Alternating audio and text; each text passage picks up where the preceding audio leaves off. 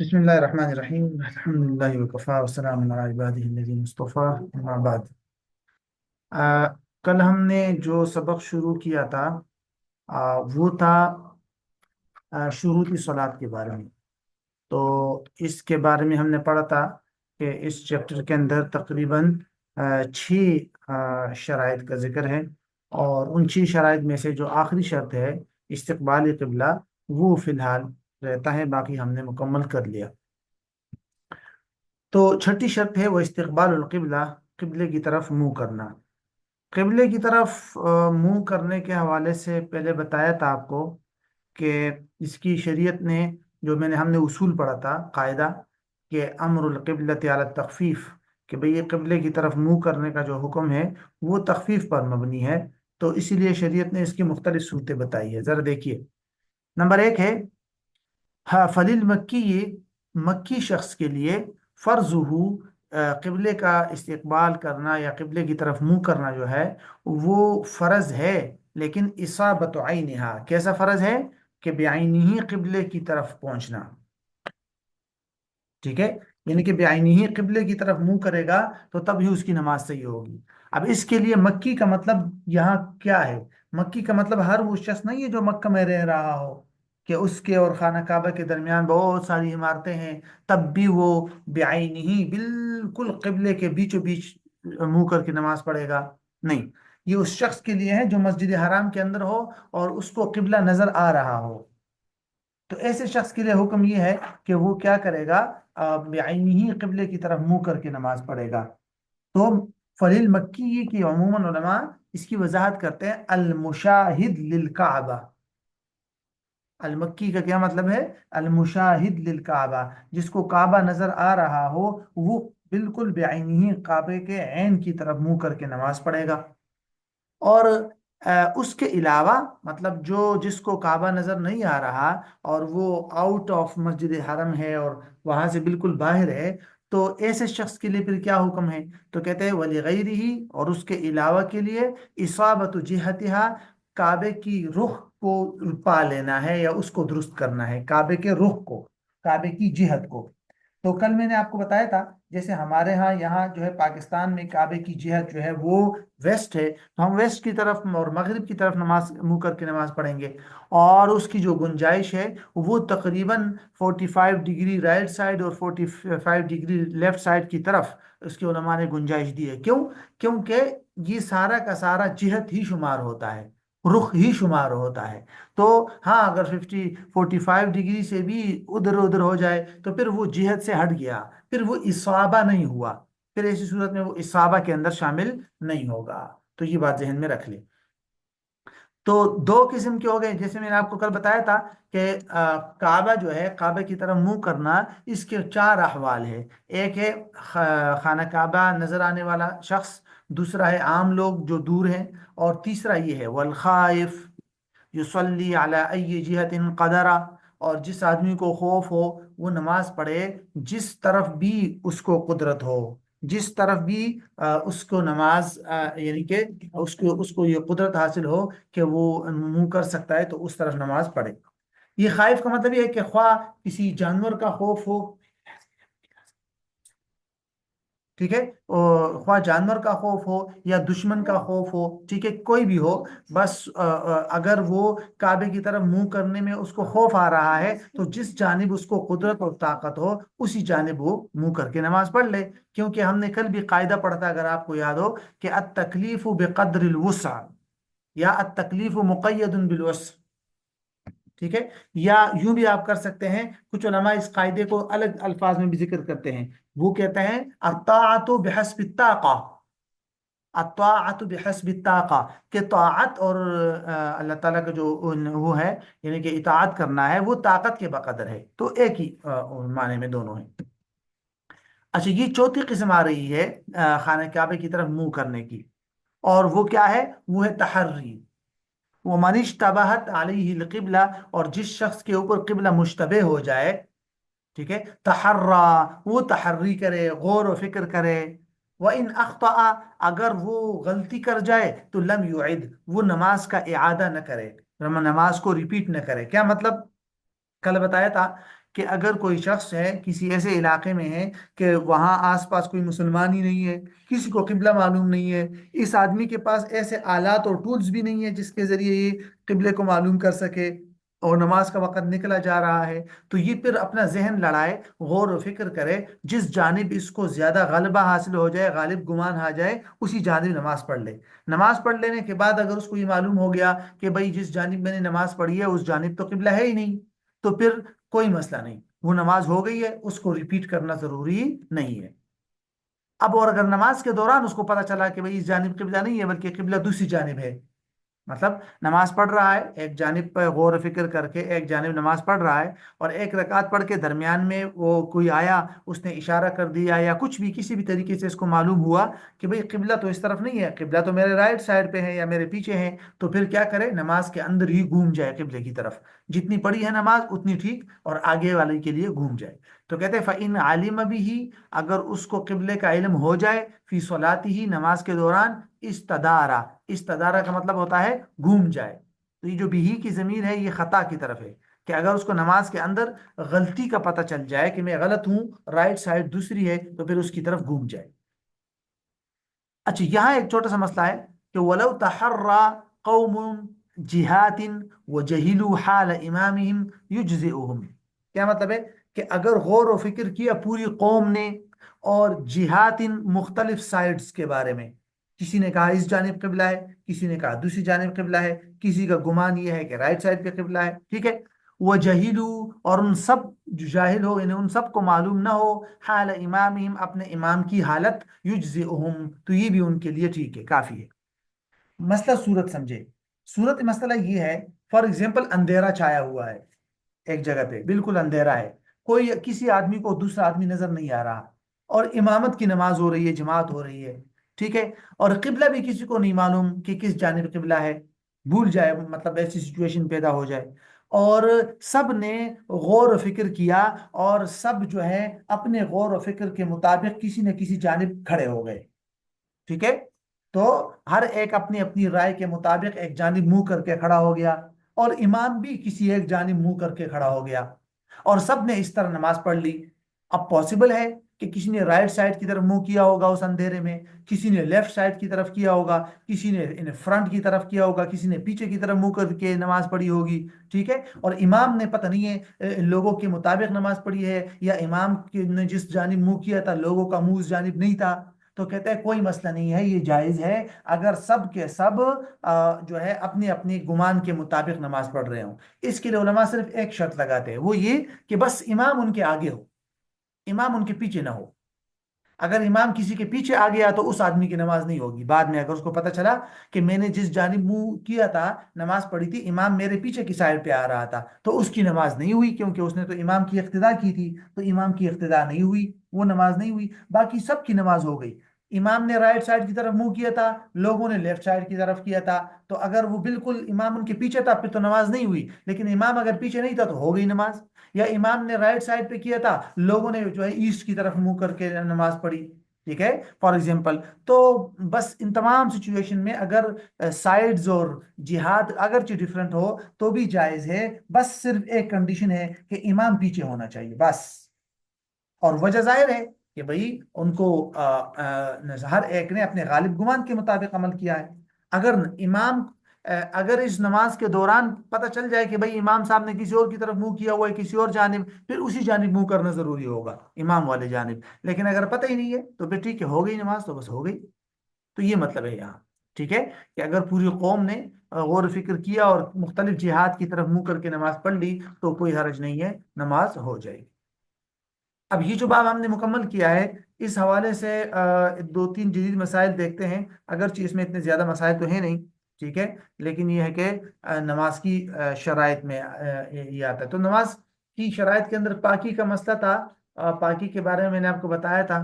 ایک مسئلہ یہ پوچھا جاتا ہے، اگر ایک آدمی نے نماز پڑھی اور اس کے جیب میں کوئی ناپاکی یا کوئی گندگی رکھی ہوئی تھی، ٹھیک ہے، جیسے مثال کے طور پر اس نے ایسی چیز جیب میں رکھی ہے جس چیز کے اندر پیشاب ہے، جیسے پیشاب ٹیسٹ کے لیے لے رہا تھا کسی ڈبے میں اور اس کو جیب میں ڈال کے نماز پڑھ لی، ٹھیک ہے، تو اس صورت میں نماز نہیں ہوگی، اس کو حامل للنجاسہ کہتے ہیں، ठीक है, तो ये जायज़ नहीं है। इसी तरह और भी बहुत सारे मसाइल है, बारीक हम पढ़ा था ना सौब के बारे में, ये तो नजासत था। सौब के बारे में पढ़ा था कि इतने बारीक कपड़ों में नमाज पढ़ती है औरत कि जिससे सर के बाल नजर आते हो अंदर, तो उसकी भी नमाज नहीं होगी। ठीक है, सौब के लिए खैर ये तो तोहारत तो सौब है, लेकिन वो सत्र औरत के अंदर था वो पॉइंट, कि सत्र औरत में बाल छुपाना भी है। तो जब बाल छुपाना है तो उस सूरत में औरत जो है वो छोटे दुपट्टे में, बारीक दुपट्टे में नमाज न पढ़े। बल्कि इसी में उलमा ने लिखा है कि इस तरह कपड़ों में भी लिबास नमाज पढ़ना दुरुस्त नहीं है जिसमें घुटने नजर आ रहे हो। मर्द बसा औकात ऐसा हो सकता है कि भाई हल्का सा कुछ पहना हुआ है मर्द ने जिससे सिर्फ शर्मगाह छुपाई हुई है, बाकी सारे रान और घुटने वगैरह नजर आ रहे हैं, तो उनमें भी नमाज नहीं होगी। क्यों? क्योंकि उसमें भी सतर नजर आ रहा है, और मर्द का सतर जो हो वो तो घुटनों समेत है ना, जैसे हमने पढ़ा था इला तहत रुकबतई। ठीक है, तो जब उस समेत है तो उसमें भी नमाज नहीं होगी। और किबले की तरफ मुंह करने वाली बात हमने पढ़ ली कि आम किस गुंजाइश है, राइट साइड और लेफ्ट साइड पे। ठीक है, हवाई जहाज के अंदर उलमा ने या रेल के अंदर कोई नमाज पढ़ता है तो किबले की तरफ मुंह करना, जिहत की तरफ मुंह करना जरूरी है। अगर तो दरमियान में पता चल जाए कि भाई जहाज या ट्रेन जो है दूसरी तरफ घूम गया है, किबला दूसरी तरफ है, तो नमाज के अंदर घूम जाए। अभी पढ़ा ना अभी, इस्तदारा फिल किबला। ठीक है, कि भाई तो फिर नमाज के अंदर ही घूमना जरूरी होगा, उसी जानिब। ठीक है, तो इसी ट्रेन के अंदर भी उलमा यही कहते हैं कि स्टार्टिंग में इसी तरह करें। हाँ, अगर तो दरमियान में इस जानिब ट्रेन घूम गया कि उस जानिब मुंह करके नमाज पढ़ना मुमकिन ही ना हो, तो फिर जिस जानिब मुमकिन हो उसी जानिब नमाज मुकम्मल कर ले। ठीक है, ये है। बहरहाल किबले के लिए लोग किबला नुमा वगैरह भी इस्तेमाल करते हैं, तो उसकी भी गुंजाइश है, उसको यहाँ जिक्र करने की जरूरत खास नहीं। अच्छा, बाब सर सिफत इस। जी जी। मुफ्ती साहब, वो हामिल नजासा के हिसाब से हम्म। बच्चे को उठाना भी फिर हामिल हाँ, नजासा में आ जाएगा? अगर बच्चे अगर बच्चे के बदन पे या पेम्पर वगैरह में गंदगी है, ठीक है, तो वो उसमें भी और उसको, खैर बच्चे को तो गोद में उठा के नमाज कोई नहीं पढ़ता, लेकिन अगर पढ़ ली और इस तरह के बच्चा जो है वो बाकायदा आप ही के उसमें वो था, इख्तियार में था, तो फिर मतलब ये है कि वो हामिल निजासा होगा। लेकिन अगर आपके इख्तियार में नहीं था और वैसे आके आपके गोद में बैठ गया, और उसके पेम्पर के अंदर नजासत है, बाहर नहीं निकली हुई, तो उसको फिर हामिल नजासा नहीं कहेंगे, क्योंकि वो आपने नहीं उठाया, वो खुद आपके किसी कपड़े पे बैठा हुआ है या आपके किसी साइड पे बैठा हुआ है, वो हामिल नजासा में नहीं आएगा। तो मसलन अगर अ, हम्म जो शख्स है वो बैठा हुआ हो, मतलब तशहुद की हालत में, हम्म हम्म। और बच्चा आके बैठ जाए, तो उसमें हामिल नजासा नहीं नहीं काउंट होगा। किया जाएगा क्योंकि वो यस। बच्चा खुद आया है आपके पास। हाँ, आप हामिल नहीं है। सही। ठीक है, अगर आपने उठाया है तो फिर ऐसी सूरत में वो हामिल निजासा वाले हुक्म में होगा। ठीक है, और निजासत भी तब जब वो निजासत हो, वैसे अगर पाक है तो फिर तो मसला नहीं है। ठीक है। तो अगर बच्चा आके बैठे तो हम्म और ना पता हो, फिर कोई मतलब मसला इस नहीं। बात के फिर कोई बात नहीं। हाँ, कोई मसला नहीं, वो तो वैसे भी गुंजाइश है, खुद आके बैठा हुआ हो तो फिर कोई मसला नहीं है तो सही। बड़ा।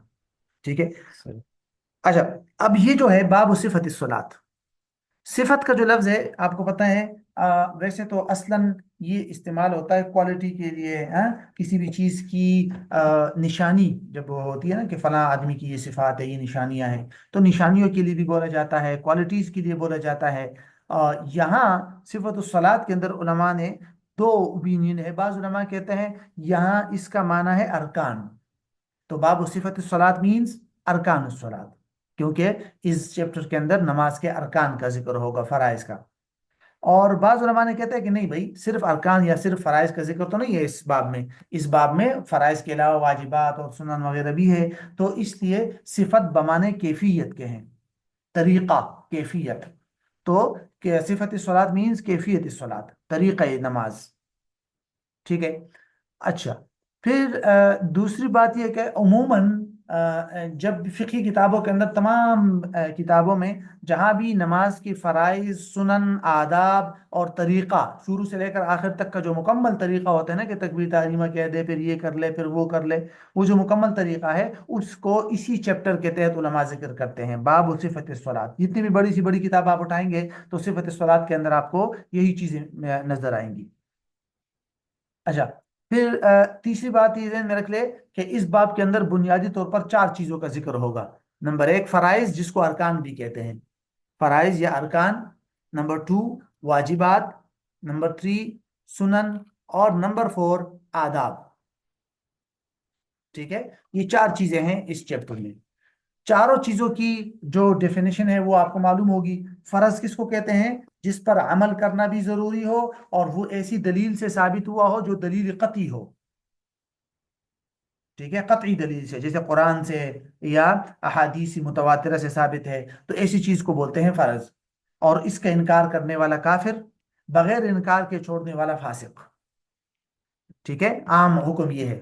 البتہ یہاں جو فرض ہے اس سے مراد بھی یہی ہے کہ قطعی چیز سے ثابت ہے. لیکن نماز کے اندر جب فرائض کا ذکر ہوتا ہے تو اس کا مطلب انکار شنکار نہیں ہوتا کہ کوئی شخص کہتے ہیں نہیں تکبیر تحریموں کو نہیں مانتا ہے. ایسے کون پاگل ہوگا، نماز کو مانتا ہے تکبیر تحریموں کو نہیں مانتا.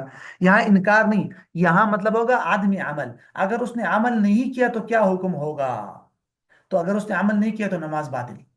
سمپل، سیدھے سو سے کام نہیں چلے گا. اگر فرض رہ گیا، چھوٹ گیا، تو پھر سیدھا سا اسے کام نہیں چلے گا، بلکہ ایسی صورت میں نماز ہی باطل ہو جائے گی. دوسری چیز ہے واجب. واجب کس کو کہتے ہیں؟ وہ شرعی حکم جو ایسی دلیل سے ثابت ہو جس دلیل کے اندر کسی بھی قسم کا چھوٹا موٹا شبہ ہو، یعنی وہ قطعی دلیل نہ ہو. فار ایگزامپل خبر واحد ہے، یعنی جس کا ثبوت قطعی نہ ہو، یا جس کی دلالت اپنے معنی پر جو اس کی معنی ہے اس کا وہ کلیئر اور قطعی نہ ہو. یا تو ایسی صورتحال میں جیسے تمام احادیث ہے جو متواتر احادیث نہیں ہے، عام احادیث، تو ان کے ثبوت قطعی نہیں ہے. تو جب ان کا ثبوت قطعی نہیں ہے قرآن کی طرح، تو اس لیے ان سے جو جتنی بھی چیزیں ثابت ہے وہ ساری کی ساری واجبات میں آ جائیں گی. ٹھیک ہے، واجب پر انکار عمل کے اندر یہ بھی ضروری ہے فرض کی طرح، البتہ اور اس کا انکار کرنے والا کافر نہیں ہوگا. ٹھیک ہے، واجب کا انکار کرنے والا کافر نہیں ہے. اور البتہ یہ ہے کہ واجب اگر نماز کے اندر ہے اور وہ چھوٹ جائے تو اس کا کیا حکم ہے؟ وہ فرض سے تھوڑا کم ہے کہ سیدھا سا اسے کام چل جائے گا.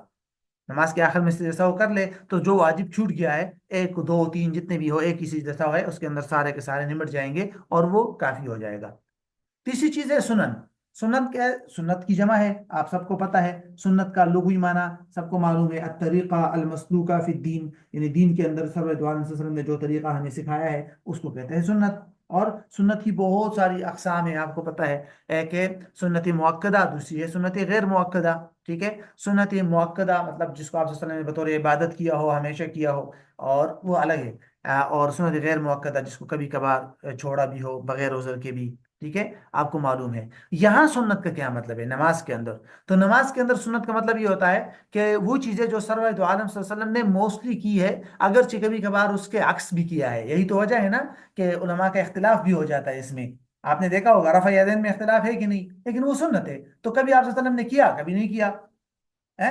ٹھیک ہے، تو یہ ہے کہ سنن جو ہے وہ کیا ہے کہ آپ صلی اللہ علیہ وسلم نے ایسے اعمال جو نماز کے اندر کیے ہیں کبھی، اور کبھی چھوڑے بھی ہے، کبھی اس سے ہٹ کے بھی وہ بغیر اس کی بھی نماز پڑھی ہے. تو نماز پہ فرق نہیں پڑے گا. اگر کوئی مکمل اس کے مطابق نماز پڑھتا ہے تو زیادہ ثواب، لیکن نہیں پڑھتا تو وہ زیادہ مسئلہ نہیں. آداب. آداب یہ سنت سے بھی نچلا درجہ ہوتا ہے. ٹھیک ہے، جو ضروری نہیں کہ سرور دو عالم صلی اللہ علیہ وسلم نے ہی کیا ہو، بلکہ علماء نے مختلف نصوص قرآن و حدیث سے نماز سے متعلق آداب نکالے ہیں. خواہ اس ان کے حوالے سے واضح اور صریح حدیث نہ بھی ہو تو بھی علماء نے اس نماز کے لیے کچھ آداب دیگر دلائل کی روشنی میں ذکر کیے ہیں. اگر کوئی ان آداب کا خیال رکھتا ہے تو زیادہ اچھی بات ہے، لیکن یہ سنت سے بھی نچلے درجے کا ہے اور کم ہے. اب سب سے پہلے فرائض دیکھتے ہیں. فرائض جو ہے وہ تقریباً 7 ہے. یہاں کون کون سے ہیں ذرا یہ دیکھیے، یہاں سے یہاں تک. ٹھیک ہے، التحریمہ یعنی کہ تکبیر تحریمہ، والقیام اور نماز کے اندر قیام کھڑا ہونا، والرکوع سجود سجدہ، قعود اخیر قدر تشہد آخری قاعدہ. لیکن کتنی مقدار بیٹھنا فرض ہے؟ بقدر تشہد. جتنے ٹائم کے اندر انسان تشہد پڑھ سکتا ہے اتنے ٹائم تک آخر میں بیٹھنا، یہ قاعدہ اخیرہ اس کو کہتے ہیں. اور خروج بسنعہ. خروج بسنع، خروج کا مطلب ہوتا ہے نکلنا، اور سنع کا مطلب ہوتا ہے عمل، اپنا ذاتی عمل. تو خروج بسنعہ ہی مینز خروج بعمل المصلی، کہ مصلی جو نماز پڑھنے والا ہے وہ خود اپنے عمل سے، اپنے ارادے سے، اپنی نیت سے نماز سے نکلے. ٹھیک ہے. اب ایک ایک کر کے، باقی تو خیر تفصیلات اتنی زیادہ نہیں ہے باقیوں میں، ہر ایک کی جو ہے وہ دلائل موجود ہے. ٹھیک ہے. قرآن کے اندر ہے تکبیر تحریمہ کے لیے کہ وَرَبَّكَ فَكَبِّرْ، تو اس سے علماء تکبیر تحریمہ کی فرضیت لیتے ہیں. ٹھیک ہے. وَقُومُوا لِلَّهِ قَانِتِينَ، اس سے جو ہے قیام لیتے ہیں. فَقْرَؤُوا مَا تَيَسَّرَ مِنَ الْقُرْآنِ کے لیے قرات ہے الَّذِينَ آمَنُوا ارْكَعُوا وَاسْجُدُوا، رکوع اور سجدہ ہو گیا. ٹھیک ہے. اور اسی طرح جو ہے قعدہ، قعدہ بھی علماء جو ہے اس کو حضرت صلی اللہ علیہ وسلم کے اس حدیث سے وہ استدلال کرتے ہیں جس میں آپ صلی اللہ علیہ وسلم نے فرمایا کہ اذا قلت هذا او فعلت فقد تمت. تو بہرحال وہ اگرچہ حدیث سے فرضیت تو ثابت نہیں کرتے، لیکن یہ ہے کہ علماء جو ہے وہ اسی سے استدلال کرتے ہیں عموماً. اور اقیم الصلاۃ یا اجماع اور اقیم الصلاۃ اور اس طرح کی آیات سے علماء استدلال کر کے قید عقیدہ کو بھی فرض قرار دیتے ہیں. اور آخری چیز خروج بسنع ہی. خروج بسنع المصلی کا کیا مطلب ہے، ذرا اس کو سمجھے. خروج بسنع المصلی کا مطلب یہ ہے کہ ایک آدمی نماز مکمل کر لی، بالکل اینڈ میں پہنچ گیا. ٹھیک ہے. تو جب اس نے وقنا عذاب النار مطلب تشہد وغیرہ مکمل کر لیا، تو اب اپنے ارادے سے نکلے، اب جان بوجھ کے نکلے. اب وہ جان بوجھ کے کیسے نکلے گا؟ تو کسی بھی طریقے سے نکلے. مثال کے طور پر اگر وہ لفظ سلام کہہ کر جان بوجھ کے کہتا ہے السلام علیکم ورحمۃ اللہ، السلام علیکم ورحمۃ اللہ، تو اچھے طریقے سے نکل آیا. ٹھیک ہے. درست طریقہ ہے سنت. ٹھیک ہے. واجب. اور اگر اس کے بغیر کوئی غلط طریقے سے نکل آیا، خروج بسنع المصلی تو کر لیا فرض، لیکن دوسرا طریقہ جو واجب سے ہٹ کر ہے، مثال کے طور پر اپنے جسم پہ کوئی ایسا کانٹا لگا کے خون نکال دیا اپنا، تو نماز سے نکل آیا نا. یا اپنا مثال کے طور پر زور لگا کے پیشاب کا قطرہ نکال دیا یا کچھ، لیکن جان بوجھ کے تاکہ نماز سے نکل جائے، تو یہ بھی تو خروج بسنن المصلی ہے نا، کہ وہ آدمی نماز پڑھنے والا خود جان بوجھ کے نماز سے نکلا ہے. تو فرض پہ عمل ہو گیا، فرض پہ عمل ہو گیا. ہاں البتہ واجب رہ گیا جو لفظ سلام ہے، آگے واجبات کے اندر آئے گا. سلام اس نے نہیں پڑھا تو اس واجب کا اس کو گناہ ہوگا. اور علماء نے یہاں تک لکھا ہے کہ اگر جب تک ٹائم موجود ہے تو اعادہ کر لے، اگر ٹائم نکل گیا تو پھر اعادہ بھی نہیں ہے، پھر استغفار کرے. تو اب یہ خروج بسنن المصلی جو ہے، یہ امام ابو حنیفہ رحمۃ اللہ علیہ کے نزدیک فرض ہے. ٹھیک ہے. اور صاحبین یعنی امام ابو یوسف اور امام محمد فرماتے ہیں یہ فرض نہیں ہے بھائی، کچھ بھی فرض نہیں ہے. ٹھیک ہے. صرف واجب چیز ہے اور وہ ہے سلام.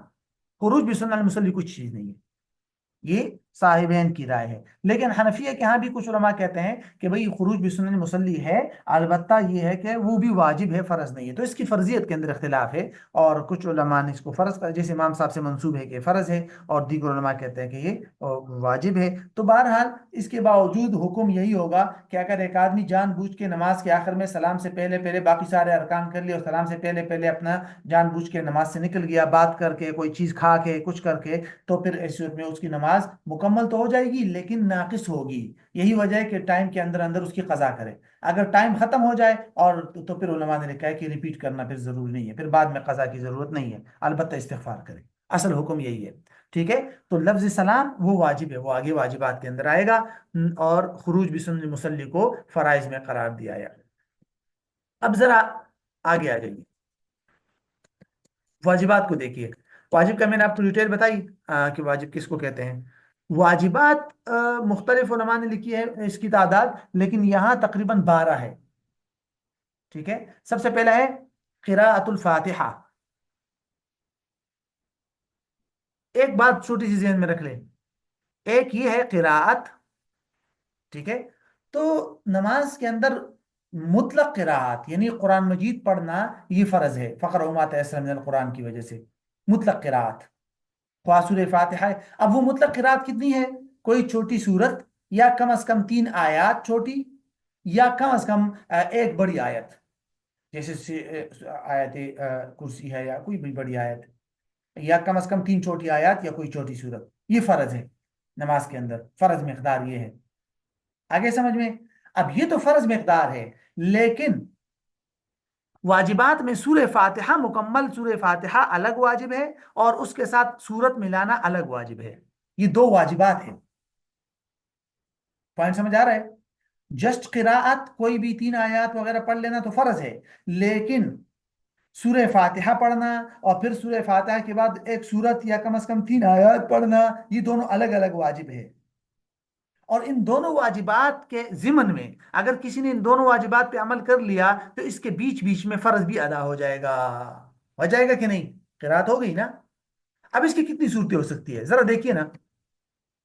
ایک آدمی نے صرف سورہ فاتحہ پڑھا اور سورت نہیں پڑھی، جہاں سورت ضروری ہے نا، ٹھیک ہے، اور سورت نہیں پڑھی اور چلا گیا نیچے، تو فرض ادا ہو گیا، کیوں؟ کیونکہ مطلق قرات تو ہو گئی نا، جسٹ قرات تو ہو گئی، اور ایک واجب بھی ادا ہو گیا۔ ہاں یہ واجب رہ جائے گا سورج والا، سورت والا، تو آخر میں سے جیسا وہ کرے گا۔ سیم ایسے ہی ہے، اگر ایک آدمی نے سورہ فاتحہ نہیں پڑھی اور صرف سورت پڑھ لیا، قل واللہ احد پڑھ کے نیچے ہو گیا سورہ فاتحہ پڑھی بغیر، تو فرض تو ادا ہو گیا نا، فرض قرات ہو گئی، اور ایک واجب بھی ادا ہو گیا جو کون سا ہے؟ ضم السورہ والا، لیکن یہ واجب رہ جائے گا سورہ فاتحہ والا، تو دوبارہ اب بھی سے جیسا وہ کرے گا۔ دو صورتیں ہو گئی، دونوں صورتیں میں سے جیسا وہ ہے، ایک ایک واجب چھوٹنے کی وجہ سے۔ اگر ایک آدمی نے دونوں پڑھ لی، سورہ فاتحہ اور سورت، تو یہ دونوں واجبات بھی ادا ہو گئی، ان دونوں واجبات کے ضمن ضمن میں قرات بھی ہو گئی، تینوں کام ہو گئے، کچھ بھی لازم نہیں ہے اب، نہ سے جیسا ہو کچھ بھی۔ تین صورتیں ہو گئی۔ اگر کسی نے یہ دونوں نہیں پڑھی، نہ سورہ فاتحہ پڑھی نہ سورت پڑھی، تو پھر تو یہ دونوں واجبات بھی رہ گئے اور فرض بھی رہ گیا، تو فرض جب رہ گیا تو نماز ہی نہیں ہوئی۔ اب پوائنٹ سمجھ آیا؟ یہ حنفیہ کا اوپینین ہے۔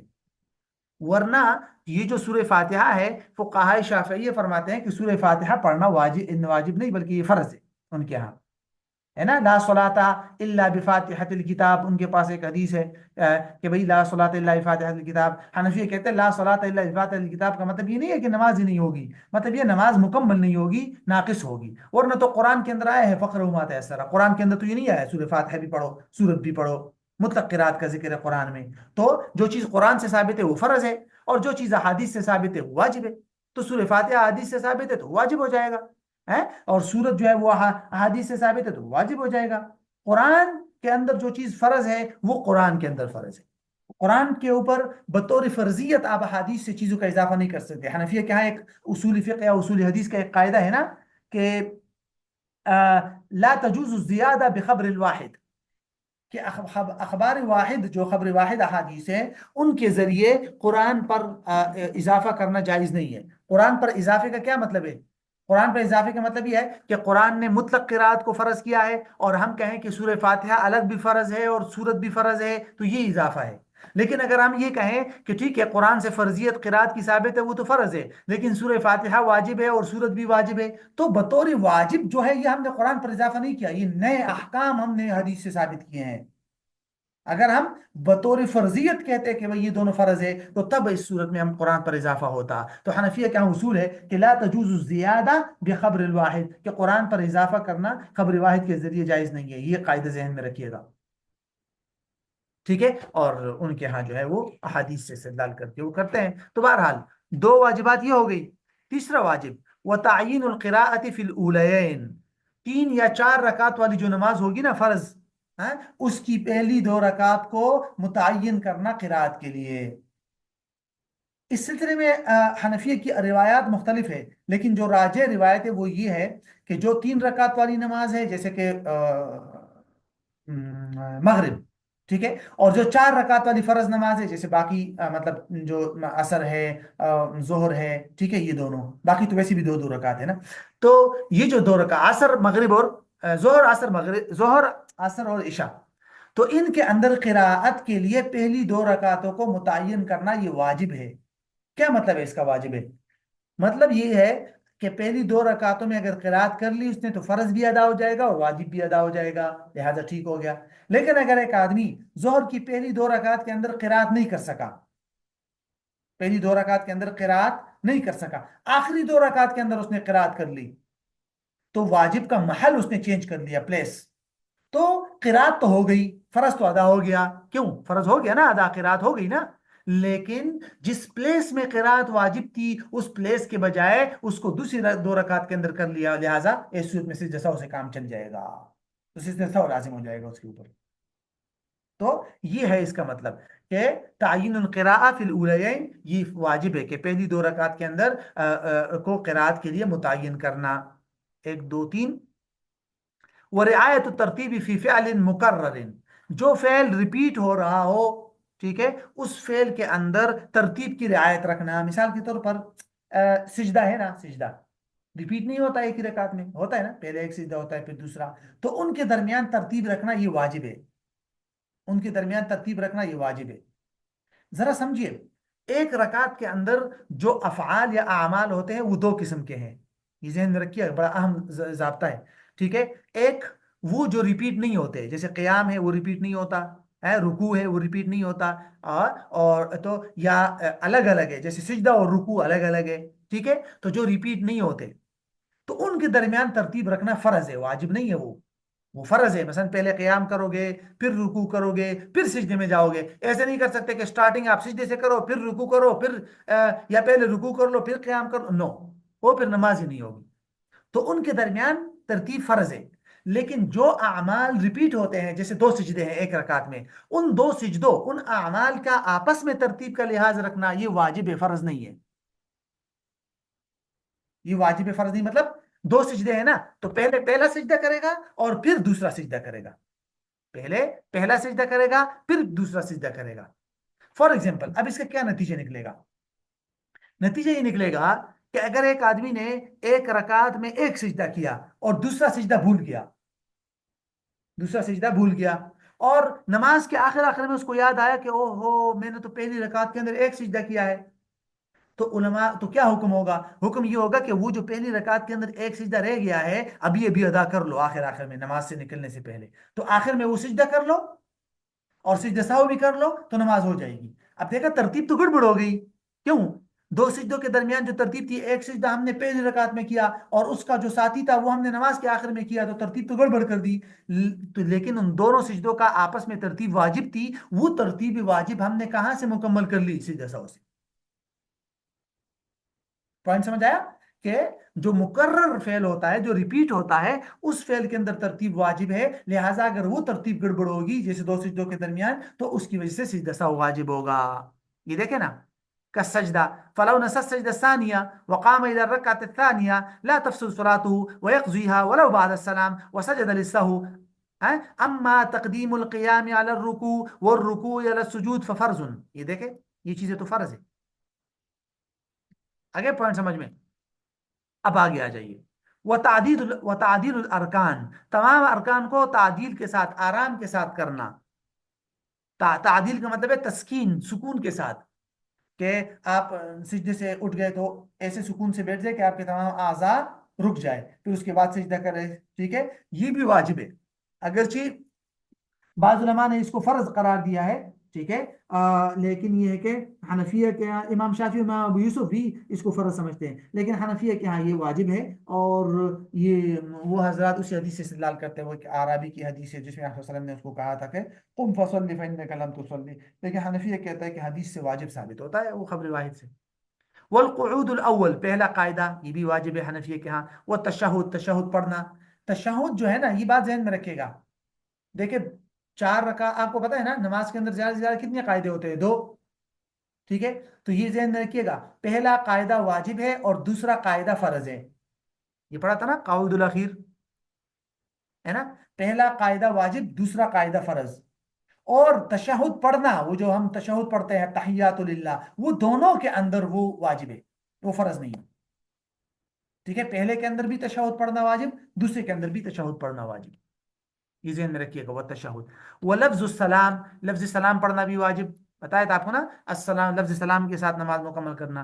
قنوت الوتر، اور وطر کے اندر دعائے قنوت پڑھنا. حنفیہ کے ہاں پورے سال کے اندر جو ہے دعائے قنوت پڑھنا واجب ہے. البتہ فقہائے شافعیہ جو ہے ان کے ہاں صرف رمضان کے آخری 15 دنوں کے اندر ان کے ہاں جو ہے وہ دعائے قنوت واجب ہے، باقی میں نہیں ہے. لیکن حنفیہ کے ہاں تمام مکمل سال میں ہے. اور حنفیہ اس استدلال کر دیتے ہیں سرور دو عالم صلی اللہ علیہ وسلم کے عمل سے، کہ آپ صلی اللہ علیہ وسلم نے اس پر مواظبت اختیار کی ہے، ہمیشہ کبھی نہیں چھوڑا، اور اس وجہ سے یہ بھی واجب ہے اور اس کو چھوڑنا جائز نہیں ہے. اور تکبیرات العیدین، عیدین کی جو تکبیرات ہے زائد، آپ کو معلوم ہے. ٹھیک ہے، جو زوائد تکبیرات ہوتی ہے پہلی میں اور آخری میں. ٹھیک ہے، تو وہ جو تکبیر کل ملا کر 6 جو تکبیرات ہے، تو وہ ساری کی ساری تکبیرات جو زائدہ ہے وہ بھی واجب ہے. والجہر बुलंद आवाज से किरात करना, वल इसरार और आहिस्ता आवाज से तिलावत करना, फीमा उन नमाजों में, युजहर जिनको जहरन पढ़ा जाता है, वो युसर और जिनको आहिस्ता आवाज से पढ़ा जाता है। ये इमाम के लिए है। ये इस वाजिब का ताल्लुक किसके साथ है? इमाम के साथ। क्योंकि 5 नमाजों के अंदर दो नमाजें, 3 नमाजें जो हैं उनमें जहर होता है, और 2 नमाजों में सिर्रन मतलब आहिस्ता आवाज में पढ़ा जाता है। जोहर और असर में आहिस्ता आवाज, और सुबह फजर और मगरिब और इशा के अंदर जहर के साथ किरात की जाती है। तो ये वजह वाजिब है। सुबह मगरिब और इशा में जहर और बुलंद आवाज से तिलावत करना वाजिब है, और जोहर और असर के अंदर आहिस्ता आवाज से तिलावत करना वाजिब है। अगर किसी ने इसका उलट कर दिया तो उस पर से जैसा वाजिब होगा। ठीक है। एक आदमी है, जोहर की नमाज में अगर बुलंद आवाज से किरात कर ली इमाम ने, इमाम, तो फिर उसकी पर सिजदा सहू है। फजर की नमाज में अगर आहिस्ता आवाज में किरात कर ली तो उस पर सिजदा सहू है। कितनी मिकदार तक करेगा तो सिजदा सहू है?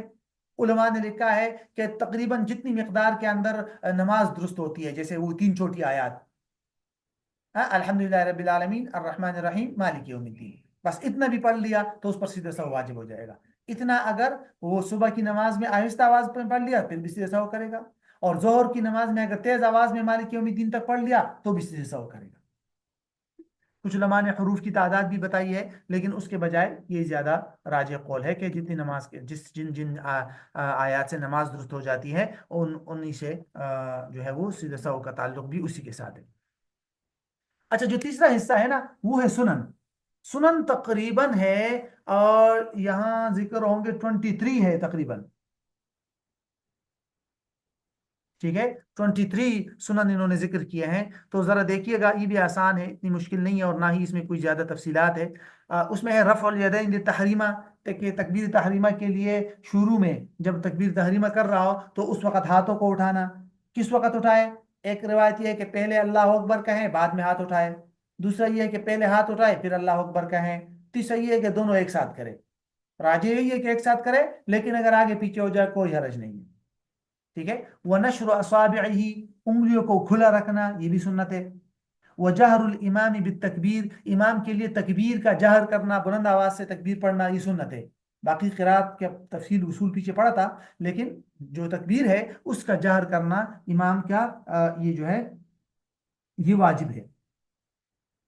अच्छा, और वह सना, सना पढ़ना, सना आपको मालूम है, सुब्हानक अल्लाहुम्मा व बिहम्दिका।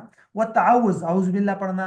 वह तस्मीया, बिस्मिल्लाह पढ़ना। वह तामीन, और आमीन पढ़ना, ये भी सुन्नत है, लेकिन सिर्रन सुन्नत है। हमारे यहाँ हनफिया के यहाँ सिर्रन सुन्नत है। सिर्रन मीन्स आहिस्ता आवाज में अपने दिल में पढ़ना, कि खुद को सुनाई दे बस। और शाफिया के यहाँ आपको पता है जहर के साथ पढ़ना वाजिब है। दोनों के पास दलाइल मौजूद है, अहादीस मौजूद है, लेकिन ये तो इख्तिलाफ भी सुन्नत के अंदर इख्तिलाफ है, कोई वाजिब वगैरह नहीं। वज़अ यमीनिही अला यसारिही, दाएं हाथ को बाएं हाथ पर रखना, तहत सुर्रतिही, नाफ के नीचे। अब ये हनफिया का उसूल है।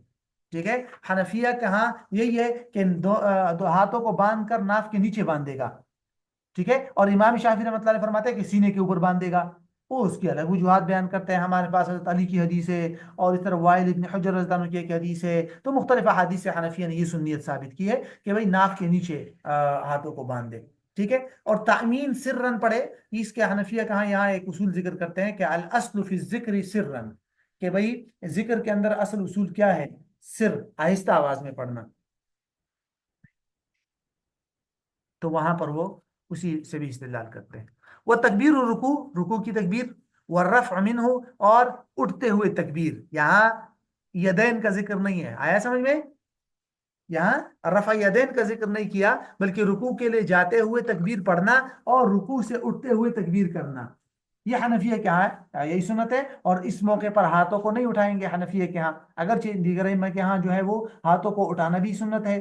ठीक है, जैसे लेकिन ये कि हनफिया के यहाँ नहीं। वह तस्बीह सलासन, 3 मरतबा तस्बीह पढ़ना रुकू और सिजदे में, सुबहान रब्बियल आला और सुबहान रब्बियल अज़ीम। उलमा ने लिखा है कम से कम मकदार 3 है, ज्यादा आप ज्यादा भी पढ़ सकते हैं, 6 और 9। ठीक है, लेकिन 3 से कम करना मकरू है, क्योंकि खिलाफी सुन्नत है ना। तो जो चीज खिलाफी सुन्नत हो वो मकरू होती है, आपको मालूम है।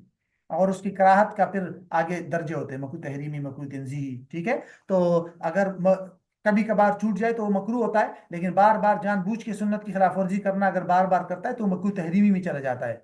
ये ध्यान में रखिएगा। वह अख्ज़ु रुकबतैहि बियदैहि, और अपने दोनों घुटनों को अपने दोनों हाथों से पकड़ना रुकू के अंदर। हाँ, वह तफरीजु असाबिही, उंगलियों को खुला रखना रुकू में। वह तकबीर सुजूद, सिजदे की तकबीर। वह तस्बीहुहु सलासन, फिर सिजदे के अंदर 3 तस्बीह। इसके अंदर वही पॉइंट है जो मैंने आपको बताया, और कोई इजाफी बात नहीं है। वो वज़अ यदैहि बाद रुकबतैहि, हाथों को रखना घुटनों के बाद। इसमें भी इख्तिलाफ है, ठीक है, कि जब सिजदे के लिए जाते हैं तो पहले आप घुटने जमीन पर रखेंगे या पहले हाथ रखेंगे और बाद में घुटने। दोनों रिवायत मौजूद है इमाम शाफी और लेकिन ये है कि हनफिया के यहाँ हनफिया के यहाँ ये है कि पहले हाथ, पहले घुटने रखेंगे और उसके बाद हाथ रखेंगे। वो बाज़ अहादीस से इस तरह इस्तिदलाल करते हैं। वरना तो दीगर कुछ अइम्मा के यहाँ ये भी है, उसूल है, इमाम मालिक और इमाम शाफी, हाँ, उनके यहाँ ये है कि पहले हाथ रख के फिर घुटने। वह इफ्तिराश रिजलिही अल युसरा, बाएं पाँव को फैला दे जिस तरह हम बैठते हैं। और नस्बुल युमना, दाएं पाँव को खड़ा कर दे, ये भी सुन्नत है। वल कौमा वल जलसा, अब आया पॉइंट, कौमा और जलसा। इनको इमामी साहिब कंज ने इनको सुन्नतों में शुमार किया है, लेकिन राजे कौल के मुताबिक ये दोनों वाजिबात है। कौमा किसको कहते हैं? रुकू से उठकर समी अल्लाहु लिमन कहकर खड़ा होना, और जलसा दो सिजदों के दरमियान बैठना, ये वाजिबात में से। ओके, ये शायद उन्होंने जिक्र किया हो, बैन रुकुई व सुजूद। और वयुनज़र लिरिवायत अलक़ौल बिवुजूब अलक़ौमा मिन अर्रुकू वल जलसा बैन सिजदतैन, हाशिया अबू सऊद अला शरह कंज व इब्न आबिदीन। ठीक है, तो ये दोनों में राजे कौल यही है कौमा और जलसा के अंदर कि ये दोनों भी वाजिबात में से हैं, ये दोनों उसमें से नहीं है, सुनन नहीं है। अगरचे कुछ साहिब मुतून ने, जैसे कि साहिब कंज ने जो है इसको जिक्र किया है, बाज़ उलमा ने, इमाम अबू यूसुफ और इमाम शाफी के यहाँ तो कौमा और जलसा फर्ज है, उनके यहाँ कौमा और जलसा फर्ज है, लेकिन हनफिया के यहाँ ये वाजिब है। ये इमाम करखी की रिवायत है वजूब वाली, और उसी पर फतवा है इमाम करखी की रिवायत पर। ठीक है, वह सलात वाला नबी सल्लल्लाहु अलैहि वसल्लम व दुआ, ये आपको मालूम है, दुरूद और आखिर में दुआ पढ़ना, ये दोनों भी सुनन में से है। ये कुछ आदाब है, आदाब है, मसलन नजरुहु इला मौज़िअ सुजूदिही, ये भी इतनी मतलब मुश्किल नहीं है ना, कि भाई जब नमाज पढ़ रहा हो तो सिजदे वाली जगह की तरफ देखना है। व कज़्मु फ़मिही इंद तसाउब, मुंह को रोकना जमाई के वक़्त। तसाउब का मतलब होता है जमाई, जमाई नहीं लेते इंसान, उसको नींद आ रही होती है तो मुंह खुलता है, ठीक है, तो उस वक़्त मुंह को रोक रखना। व इखराज कफ़ैही मिन कुम्मैही इंद तकबीर, और अपने दोनों हथेलियों को अपने आस्तीनों से तकबीर के वक्त निकालना। तकबीर के लिए जब हाथों को ऊपर ले जा रहे हो ना, तो हाथ आस्तीनों के अंदर ना हो, या कोई चादर पहनी है तो उसके अंदर ना हो। ये मर्दों के लिए है, औरतों के लिए ज्यादा बेहतर और सतर यही है कि वो चादर वगैरह या आस्तीन के अंदर हाथ रख के ऊपर ले जाए तकबीर के लिए। वो दफ़ सुआल मस्तता, और जितनी ताकत हो उतना खांसी को रोके रखना। सुआल खांसी को कहते हैं, तो जितनी ताकत हो, जितनी रोक सकता है तो खांसी को रोके।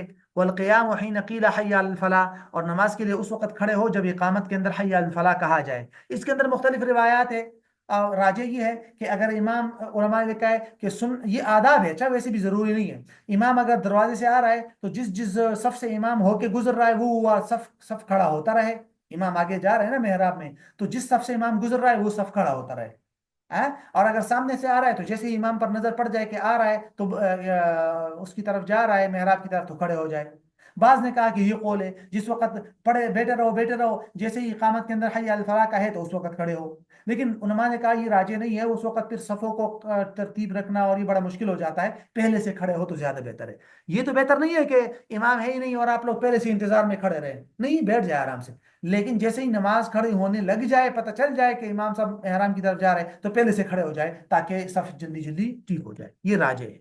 वो शुरू इमाम मुज़किल क़द क़ामत सलाह, और इमाम नमाज शुरू करे जब ये कहा जाए क़द क़ामत सलाह। इकामत के अंदर जैसे ही क़द क़ामत सलाह कह दिया जाए तो बस इस सूरत में इमाम अल्लाहु अकबर कह दे, तकबीर वो पीछे अपने फिर क़द क़ामत सलाह क़द क़ामत सलाह अल्लाहु अकबर ला इलाहा इल्लल्लाह पीछे मुकम्मल करता रहे, इमाम अल्लाहु अकबर क़द क़ामत सलाह पर कह दे। ये हनफिया की आदाब में से है, क्योंकि क़द क़ामत सलाह के लफ्ज़ का ये तकाजा है। दो तीन इंशाल्लाह इसमें कुछ शायद जदीद मसाइल आएंगे, वो इंशाल्लाह फिर कल की क्लास में साथ देख लेंगे, और हम फिर कल की क्लास में हम ये सिफत सलात को दोबारा, मतलब इसमें तरीका होगा। अभी पीछे तो सुनन वगैरह थी ना, अब यहाँ से मुकम्मल तरीका शुरू हो जाएगा इंशाल्लाह, इसको फिर देखेंगे। हाँ, ये तरीका है, इसमें मकरूहात वगैरह का भी जिक्र आ जाएगा इंशाल्लाह।